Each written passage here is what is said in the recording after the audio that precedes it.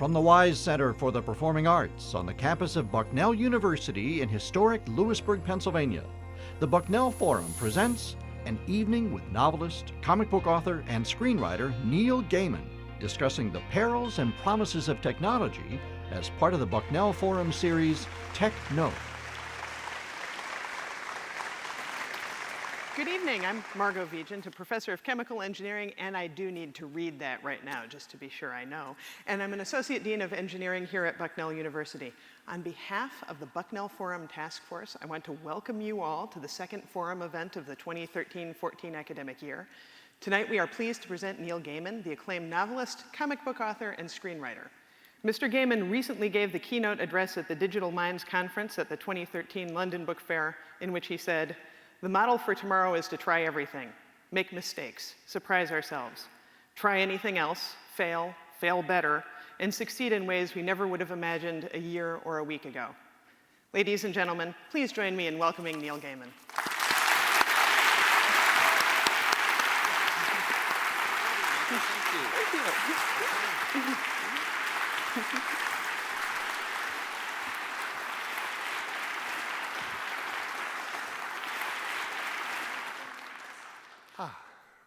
Hello. So the plan, and we do have one, is I will talk to you for a bit, and then I'll go and sit over there, and Margot will sit there, and she'll ask me questions, and then you'll ask me questions, and then we'll all collapse.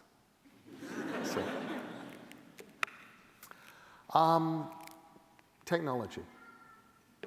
So I started out by trying to figure out for myself what was the difference between technology and furniture.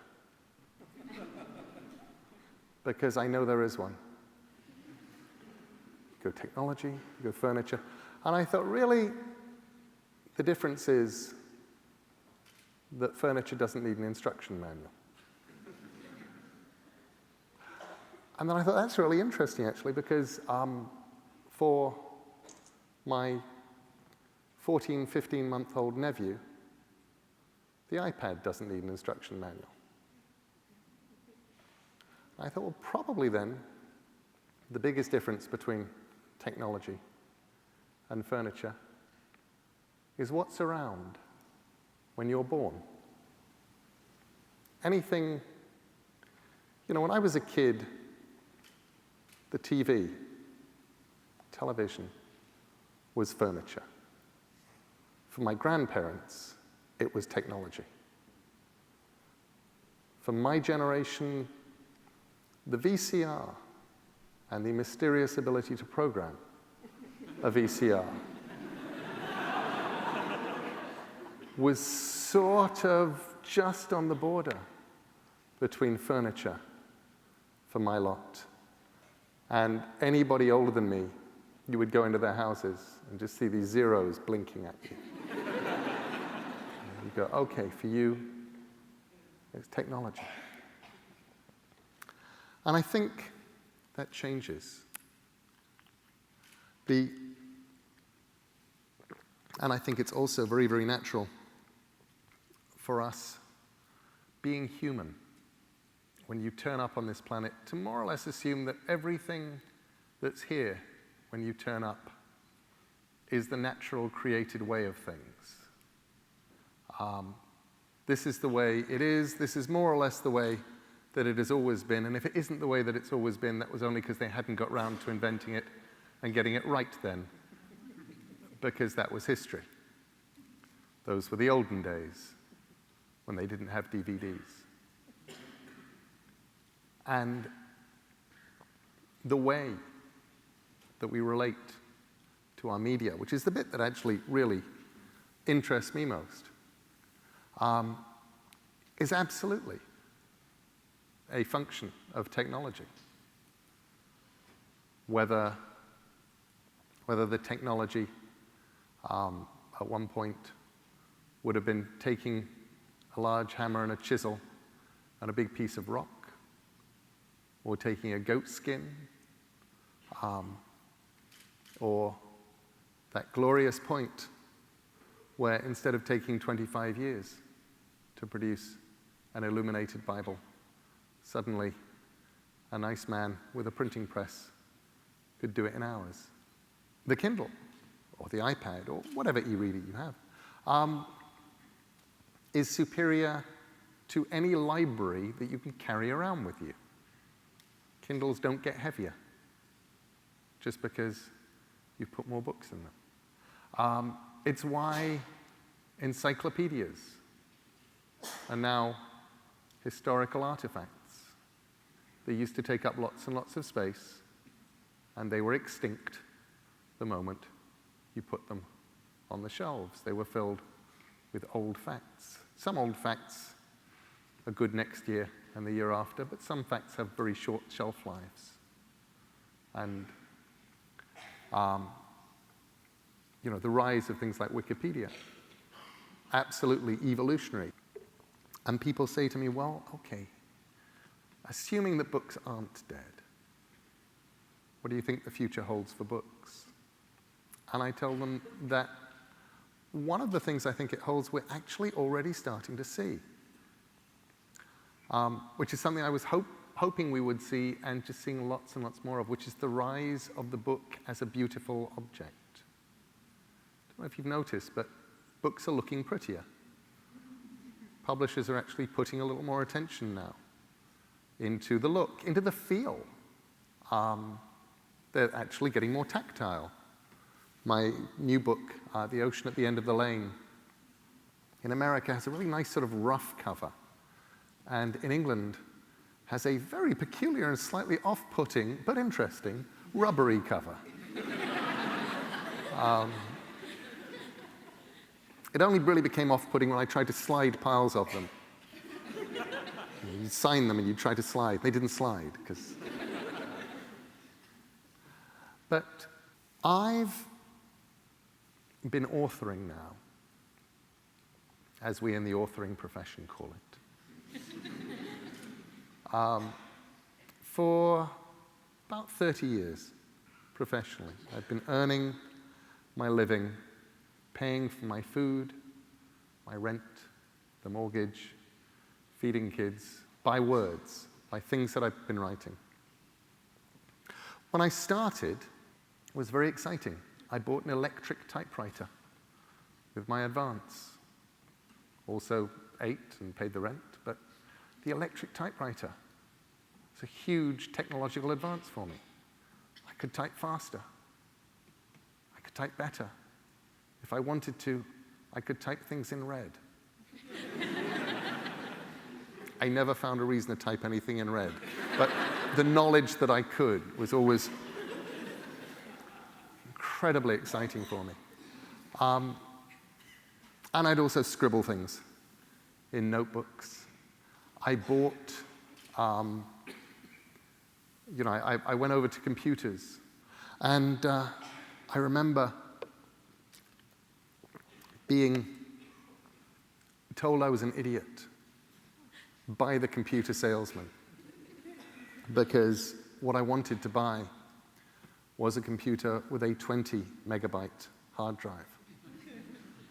And he was convinced I was wasting my money because nobody would ever I would never fill the 10 megabytes on the 10 meg hard drive. And he just like, for God's sake, Neil. I was like, no, I want the 20. It's as big as you can get. I want all those megabytes.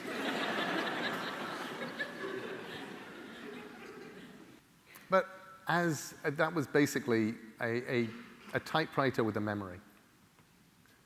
And we moved on a little bit.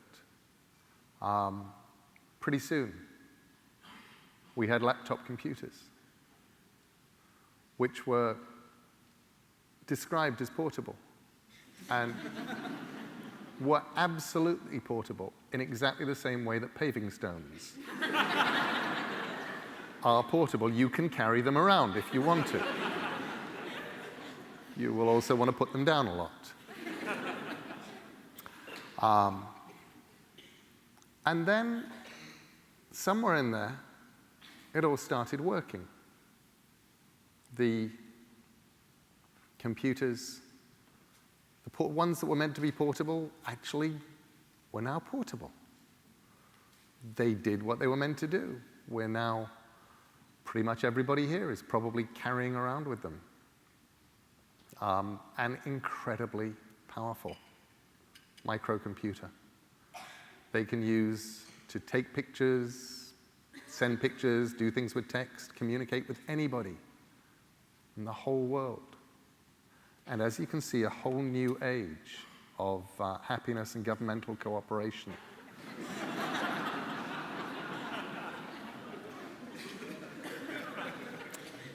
We're in utopia. I wound up embracing new technology at every stage. I loved it. And I loved it mostly because it made me, as far as I was concerned, more productive. I could write more. I remember the joy, actually, of the first time I moved away from computers, from typewriters to computers. And I was so excited because suddenly I wasn't making paper dirty. I was completely free. It was just me and a screen. I didn't have to save it. I didn't have to print it out. It was completely imaginary. I loved the writing process. I fell back in love with writing, and I would write more. And I felt like there was less pressure, and it was magic. Until one day, it wasn't. One day, I've been doing this for a long time, and the action of opening up a computer, starting to write, just felt like it meant something. And I thought, good. What I'm going to do is get back to basics. And I went out and I bought my first fountain pen. This is not my first fountain pen. But I bought my first fountain pen because I loved the idea of the slightly fetishistic nature of what you can do with a fountain pen, the action of filling it with ink. You can choose your ink color. You can fill it. And I started writing a book called Stardust in a big leatherette notebook. And found it again, suddenly, magically, peculiarly liberating.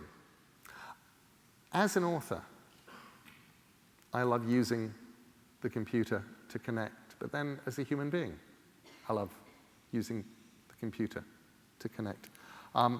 Again, I started out in the mid-'80s on things called bulletin boards. Still not really sure what they were. But I'd get on them, and you'd leave messages for people, and you'd get messages back, and you'd feel part of something when they worked, which was incredibly slowly, because you had modems, and the 300 baud modems were the really fast ones. But I went from bulletin boards to CompuServe when that arrived in England, and I had an ID that was a lot of numbers, and that became my first email address. And I was going onto the CompuServe Comics Forum and hanging out there and talking to comics people, and onto the Writers Forum and making friends, some of whom I still have. And I came to America, and now I could access things like Genie. And I was on Genie for a while and accessed the well. So for me, it was incredibly natural then, when Blogger launched, to blog, to start keeping my online journal. It was exactly the same kind of thing that I've been doing for the previous 15, 18 years. And it was just as natural to use Twitter when Twitter came along. I was at dinner earlier. I was telling people the history of me and Twitter and what convinced me that it was good, because they were saying, you don't use it like those authors who just get on and say, my book is coming out. My book is coming out. My book is coming out. My book is available on Amazon. My book is available at Barnes & Noble. Why is nobody listening to me?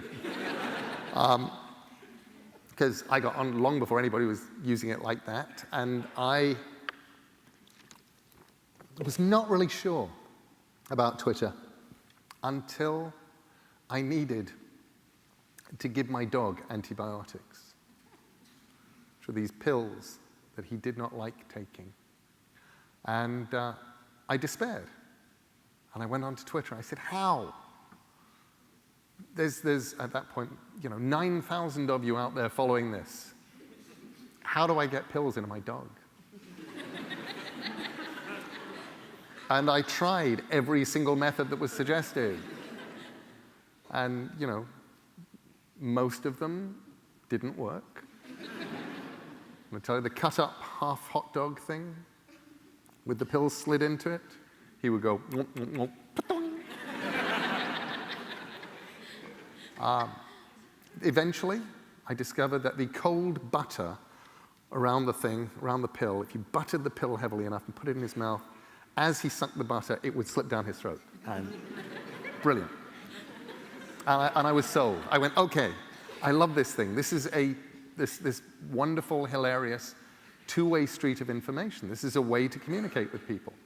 And, for me, communication is never about climbing up onto the top of a mountain and shouting, no matter what you're shouting. It gets more boring if you're shouting, I've got a book out. It's always about just sort of having two-way conversations. It's about talking. It changes your life in some way when you actually can be in touch with the whole world. And having a small, incredibly powerful computer in your pocket that allows you to keep in touch with the entire world does one huge and terrible thing, which is it stops you being bored. People say to me, where do you get your ideas?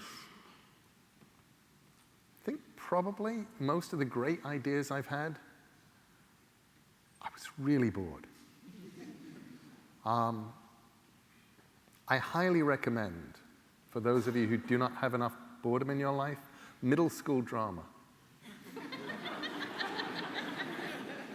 Especially if somebody you know is actually on the stage and you cannot get up and leave. It's the boring dead bits that you write songs in your head. You have to be really careful with the new technology. I don't know if any of you, I'm the only person who's ever had this happen. But it's that moment where you're writing something and you can't quite remember how many C's and S's there are in the word necessarily. So you Google it. And 45 minutes later, you look up and you're on eBay buying something you don't really want.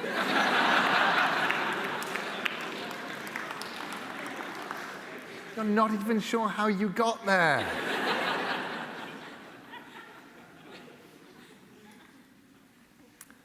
I've tended, my solutions to this are incredibly practical. Solution number one, actually it's a sort of combination. It's having the jacket with the specially made pocket that actually fits in the notebook. And the notebook, it's great, you can bang it, keeps working. Just like Douglas said it would. Nobody can send me pop-up messages. Nobody can send me urgent emails on it. And I love the fact that when I'm writing on it, it is my 0th draft. Whatever I do, I feel like how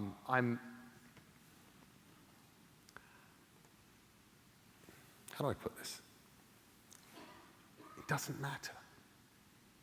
When I'm writing, if I'm writing on a computer, and I start looking at half a page, and I go, I'm not sure this is a good half page, and I delete it. I delete it with a feeling of loss, a feeling of tragedy, as if work that I've done has somehow gone, never to be seen again. It's painful. When I'm typing up stuff from the notebook, if I look at half a page and it's rubbish, I go, great, I can skip that. And now I feel like I've made something.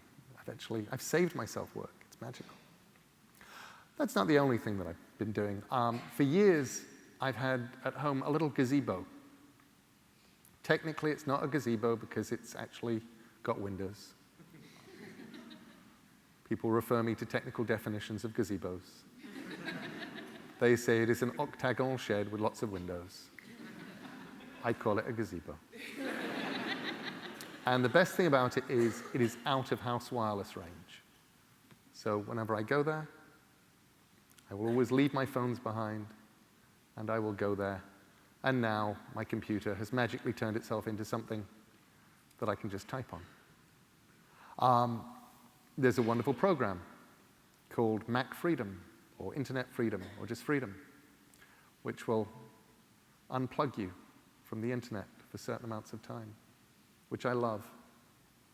The only guarantee I have on it is that if I've turned it on in order to make some kind of incredibly important deadline because people are freaking out, I will then finish the work that I had to do and then be unable to get onto the internet for another hour and a half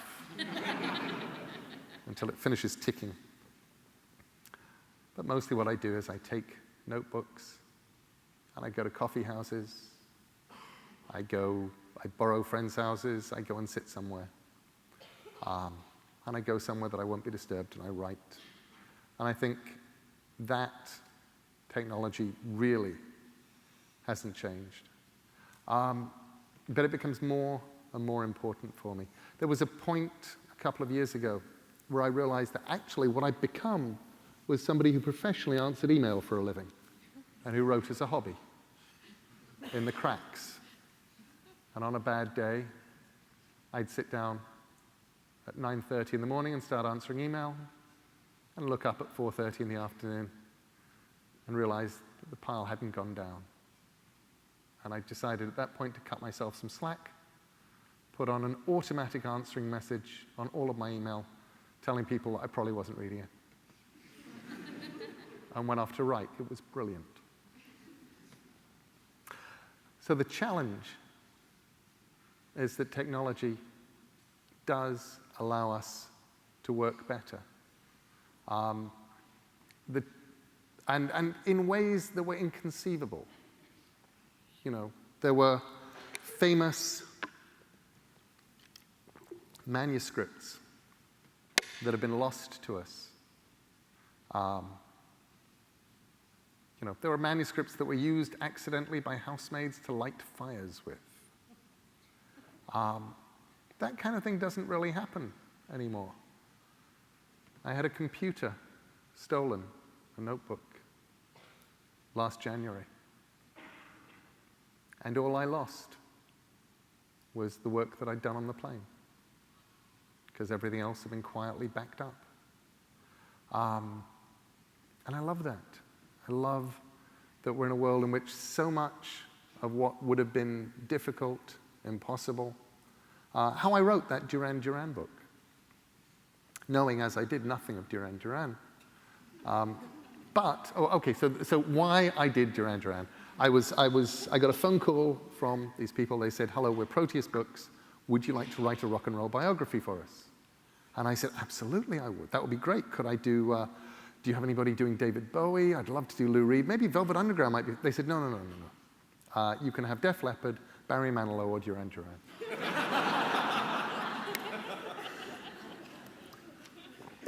So I picked Duran Duran on the basis that they had done significantly less than Def Leppard or Barry Manilow. And the way that I researched it was I went to the BBC press office and I said, "I would like your press cuttings file on Duran Duran." And I paid them about $100, and they photocopied a press clippings file. And the idea of something like that now is kind of peculiar. Everything, all of that kind of information is now available. We were,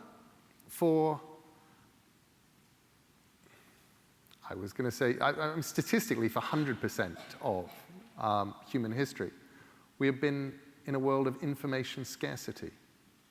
Information is scarce, information needs to be found, information costs money. There was no information, there was little information. And those who had information of whatever kind could name their own appropriate to the market price for the information. And we've shifted just in the last few years into a world of information overload, in which the task now becomes finding the relevant information in the forest of absolutely useless information. Now we're in a world in which the function of somebody like a librarian is incredibly important, in which things like Google and the gradually increasing intelligence of things like Google challenge us to exist and to keep creating and to keep making art in a world of distractions.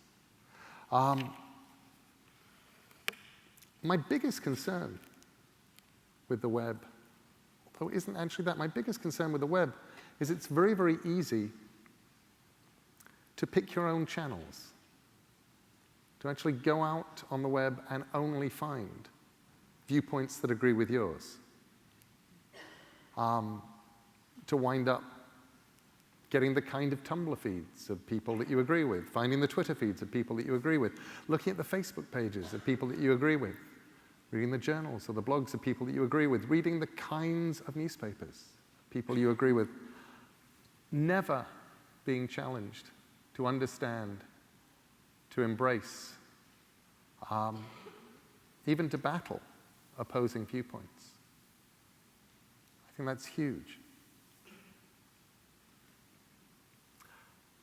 At the end of Fahrenheit 451, an interesting and in many ways prescient novel by the wonderful late Ray Bradbury, my friend. He has books have apparently been destroyed, books have apparently been burned. And then we discover that actually books have been memorized and that people have become books. People know the books and they recite them. And they'll know them off by heart. They've memorized them. And he says that you should not judge. This really teaches you not to judge a book by its cover. I remember reading that age 8, age 9, and that was the first point that had occurred to me, that content was not the object. And the object, whether the object is a Kindle, whether the object is a book, content is all. Content will always be all. And especially as we head into the future, into the world in which the 1.5-year-olds of today are learning how to read on their iPads and then pick up books and push the pages to try and get to the next page. We're moving into a future in which nothing is certain. Everything is changing. And that's a good thing. As Margot mentioned when she introduced me, I gave a speech, the Digital Mind speech, in London earlier this year at the London Book Fair. And I pointed out the analogy, the difference between dandelions and mammals. Mammals we have children. We don't have many children. We invest an awful lot of our time, our food, our life, our attention, years of our lives in our offspring. It's a very mammalian way to do things. Dandelions don't care. Dandelions come up with a lot of seeds and they throw them to the wind. And some of those dandelion seeds are going to fail. Maybe lots of those dandelion seeds are going to fail. But some of them won't. Which is why in summer we get these yellow and green lawns. And my challenge at the time to the people there, and in some ways my challenge to you guys heading into the future, is become dandelions. Try things. We don't know anymore what the rules are. We only know that the rules are changing, which is a wonderful, amazing time to be in. It's not going to be, there are things that you don't know about the future. There are things that you don't know if you want to be authors, I'm sure some of you do, about how to get published, about ways to get your work out, about ways to get money from the work that you get out. And there are answers that I don't really have, because I have no idea what the landscape is going to look like 10 years from now, 5 years from now, 15 years from now. But what I do know is that it's time to become dandelions. Try things, fail, and then fail more interestingly, and succeed in ways you didn't imagine.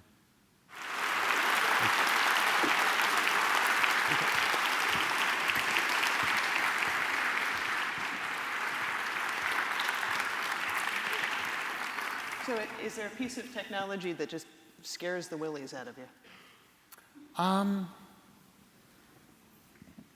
No.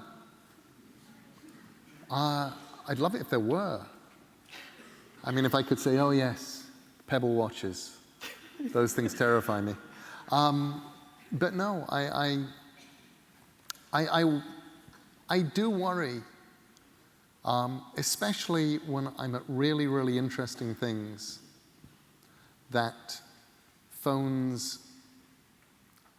as cameras have the ability to make us forget that we are actually places. As we try and record what we're seeing, we are failing to see it. And I'll see that particularly at rock gigs. Having a wife who's a musician means that I will turn up places and I'll go, oh, you people, you should be here now. This amazing, wonderful, unique thing is happening. And you're not looking at it, you're looking at your camera. I've done that in a concert with your wife, actually. Uncle Art, I think you were here first, sir. Yeah. First of all, I want to say, probably on behalf of everyone here, thank you very much for picking up that fountain pen and writing. My question is, I own probably 90% of the books you've ever written. And I've recently, as a birthday present, received Ocean at the End of the Lane audiobook, and I had owned Stardust audiobook. And my question is, was it your decision, or why did you make the decision to narrate them yourself? Because first, they're brilliant. I've listened to them dozens of times, and I honestly can't think or hear anybody else's voice reading your work. So why did you make the decision to narrate them yourself? There's one big reason, and then there's one small reason. And the small reason may even be more important than the big reason, which is that I used to love reading to my kids, and then they grew up. And I missed that thing of just being able to sit there and read a story. There's a wonderful glory to being able to do the voices. And how often do you get, you only get to do the voices to your kids. So I love the idea that I get to sit in a studio and do the voices. Of course, the trouble with that is day 3, you can't quite remember what the voice was on day 1 in the studio, and you have to make them go back and replay it for you. I'm relatively selective about what I'll do audiobooks for. I will do audiobooks if the narrator can conceivably have an English accent. And I will do audiobooks that I know are within my range. Probably the best of all of my audiobooks is Anansi Boys. And I didn't narrate Anansi Boys. That was done by an amazing English actor named Lenny Henry. And I just looked at that book and went, I have 4 little old Jamaican ladies in here. I'm not doing that. Whereas Ocean at the End of the Lane, it's completely within my world. Neverwhere, Stardust, they're enormously fun. And then I wound up doing my own short stories. And some of them get a bit weird, because occasionally I have to do American accents and things and get incredibly self-conscious. Hello. Hello. I don't know that anyone can see it, but I love your Cyberman pin. That's awesome. But I think it's always nice to see authors live because it reminds you that they're real people. So what is your favorite day of the week and why?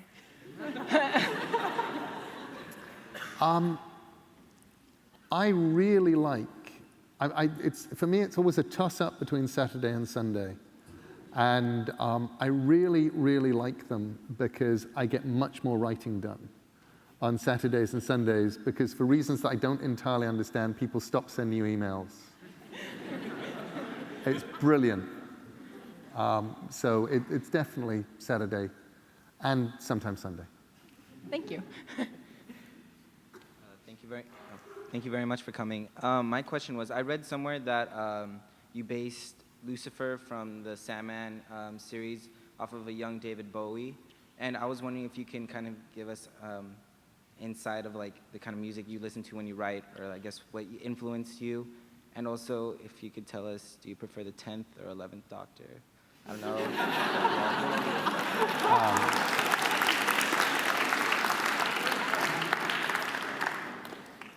You know, when people ask me who my favorite Doctor is, I say it's the Doctor. I'm very spoiled on Doctor Who because I never wrote for the 10th Doctor, but I got to write for the 11th Doctor, and I got to see what an amazing actor Matt Smith is. And because I got to see what a great actor he is, I got to basically write Nightmare in Silver just for Matt, just to show people, look, he's really good, he can do this thing. This thing I'm asking him to do, it's actually not really possible. It's not something you give an actor to do, and he's doing it, he's pulling it off. Music. When I was a young writer, I used to love writing to things that had words. Good lyrics were always the thing that really got me. Which was why I loved Bowie and Lou Reed, which was why I loved Talking Heads, which was why I loved Elvis Costello. I was always hooked on lyrics. Stephen Merritt, in his various personae as the Magnetic Fields or the Gothic Archies, I think is one of the most interesting songwriters around today. As I get older, and my attention span changes in weird ways, such that I finally understand why my grandparents would look at me baffled and say, how can you watch television while doing your homework? And I think, why would they even ask that? It's obvious, the homework, TV is coming in on this channel, homework is this channel. You just, of course, you watch TV and you do your homework. And these days, I'm actually getting really, really bad at writing with things with words in the background, because I stop and listen to the words. So I'm having to discover whole new worlds of wordless music, and becoming incredibly fond of Michael Nyman film scores, especially his Peter Greenaway film scores. Hi, Neil. I'm sure a lot of us have kind of had a situation where you're making a lot of progress on a computer, and through some form of misfortune, your computer crashes and you can't get any amount of information that you did that night back. I was wondering, have you ever had any kind of situation like that, and how you dealt with the panic? There was one night in Laguna Beach, and I'd gone to Laguna Beach to write Neverwhere, the novel. And I had had a week of pure madness, maybe 10 days of pure madness, and I'd written the majority of the novel. Admittedly, the TV episode scripts had already existed, but I'd written most of the novel. In that time, I was doing 6,000, 7,000 words a day. I was punchy. I just finished the book. And I was still using a program back then, a word processing program called WordPerfect. And now I needed to email what I'd done, to save it.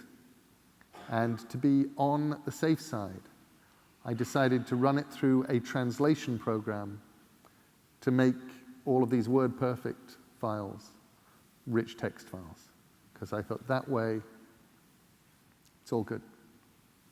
And I ran the little translation program, and it went chunta, chunta, chunta, chunta, chunta, were, and then it was done, and I looked, and each of the files, each of the chapters was a file,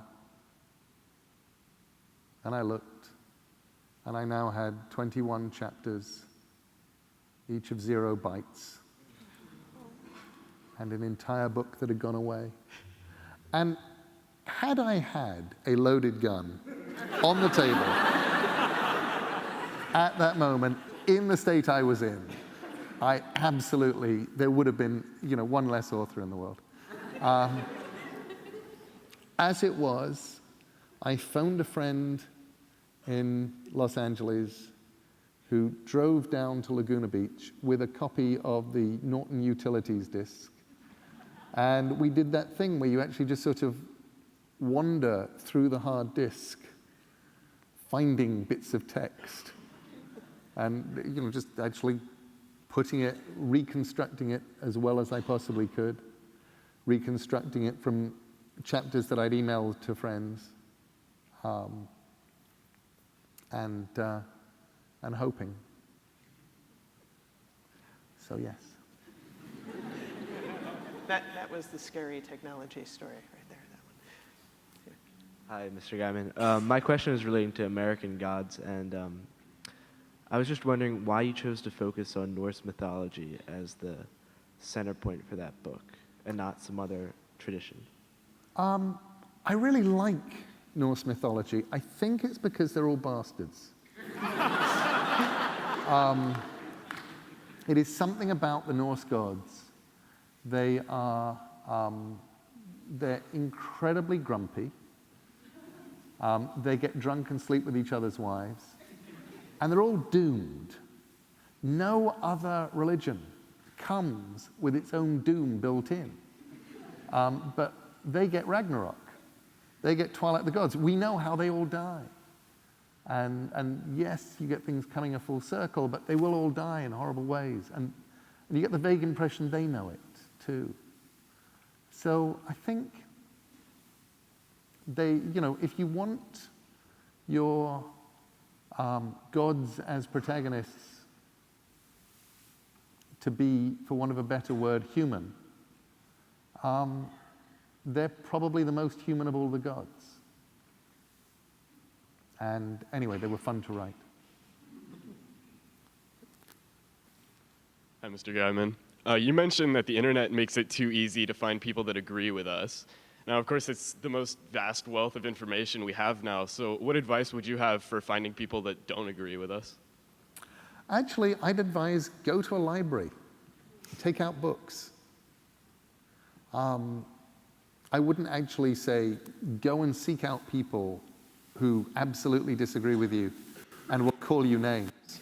Because one of the weird things about the internet is it lowest common denominators people. You say that thing about don't read the comments, and we all know don't read the comments, and then we read the comments. And then we go, was the Renaissance for this? I mean...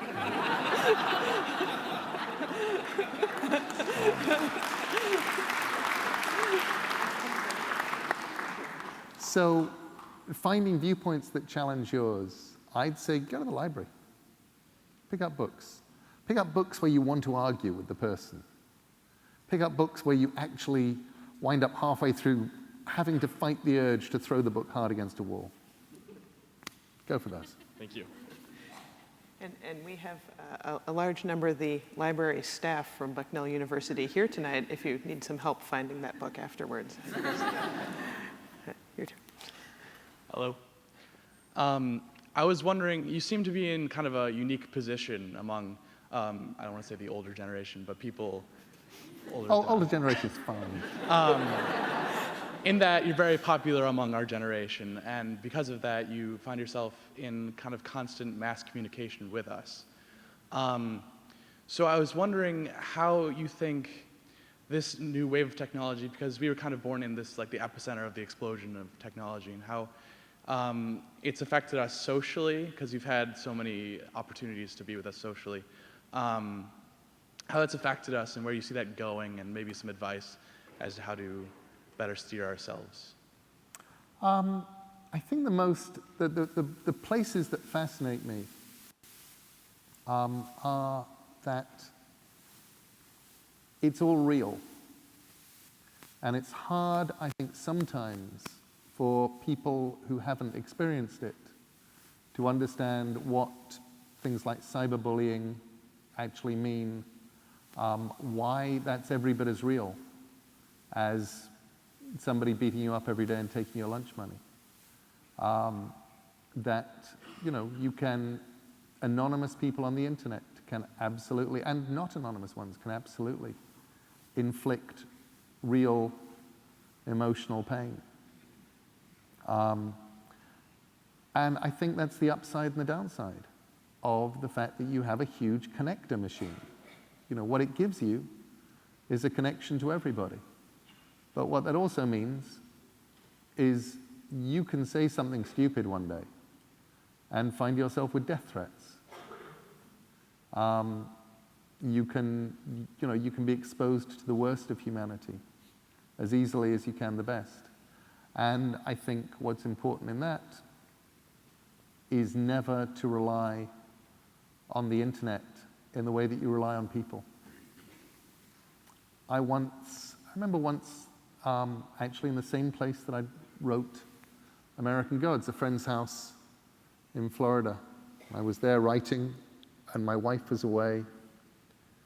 And I went to something like Twitter, and I said, I'm really lonely. And somebody wrote back and said, you have 900,000 followers on Twitter. How can you be lonely? And I wrote back, make me a cup of tea. Hi. Coraline was probably my favorite book as a child, but it was also probably the darkest book of my childhood.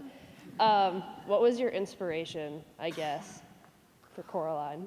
Because I love, one of the things that is actually really cool about being an author and writing children's books sometimes is every now and then you look round and suddenly, before you notice it, 12 years have passed. And you go on a signing tour, which is your first signing tour for 5 years, and you look up, and there are all these adult women who get to tell you that Coraline got them through the darkest places of their life. And you say, when did you get it? They say, well, when I was 11, or when I was 12, when I was 13. And suddenly realizing that it's actually gone out there and it's been doing good. And they say, yes, and when I was bad, I'd go, what would Coraline do? And I suddenly felt, I think that the thing that I really took away from the Ocean at the End of the Lane tour was that I did something good with Coraline, which made me really happy. The idea was just my daughter, Holly, who was about 4 years old, loved stories like that. All of the stories that she would tell me were absolutely nightmarish. A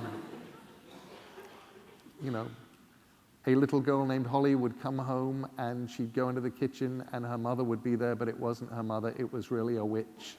And then the witch would take Holly and put her in the cellar, and then there would be ghost girls in the cellar, and they'd escape and they'd have to go and look for the real mum with the witches in full pursuit. It was terrifying. So I thought, cool, she likes this kind of stuff. That's great. I went down to my local bookshop and I said, what have you got in the way of, good horror for 5, 6-year-olds?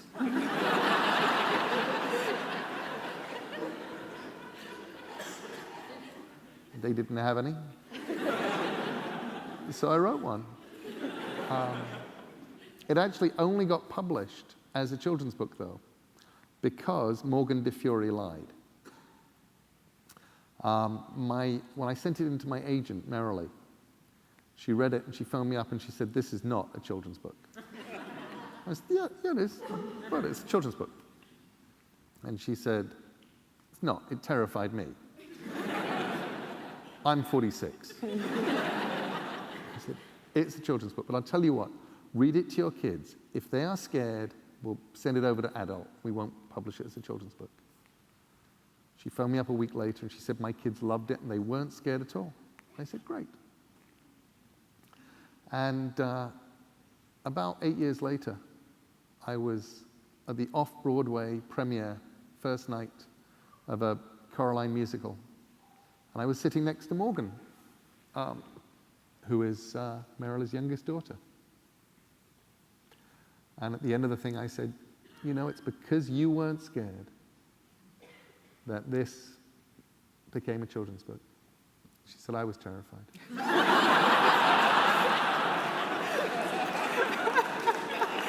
She said, "But I wasn't going to let my mom know how scared I was because I wanted to find out how it was going to end."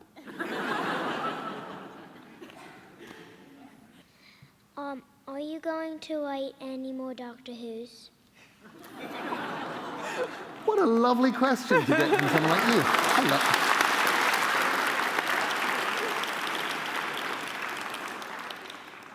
Almost definitely. I'm not going to do one for the next season, Series 8, because I just spent 3 months on the road for The Ocean at the End of the Lane. And that would have been the 3 months that I would have written a Doctor Who episode in. But I'm really hoping to write one for season 9. I'm so looking forward to Peter Capaldi as the 12th Doctor. He's, as an actor, I got to work with him in Neverwhere. He played the Angel Islington in the BBC version of Neverwhere, and I thought he was one of the finest actors and one of the smartest people I've ever worked with. And I can't wait to see what he brings to the role of the Doctor. So I really, really hope so. Did you like the last ones I did?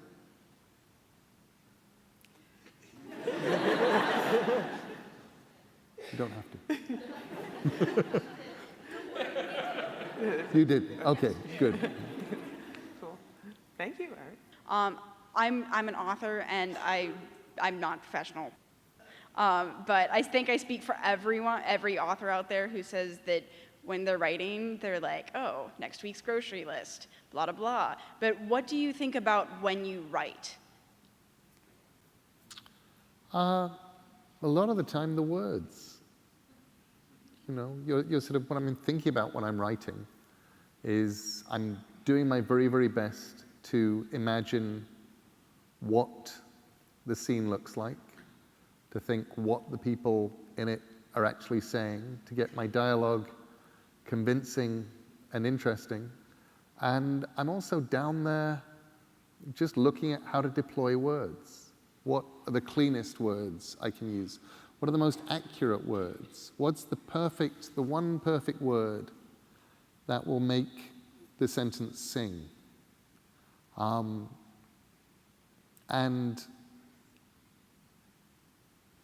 you know, occasionally I may be may just be giggling at my own joke or whatever. But mostly what I'm going to be caring about is the voice of the overall voice of the book, of the short story, of the character, and the words. And that's what I'm thinking about when I'm writing. Thank you.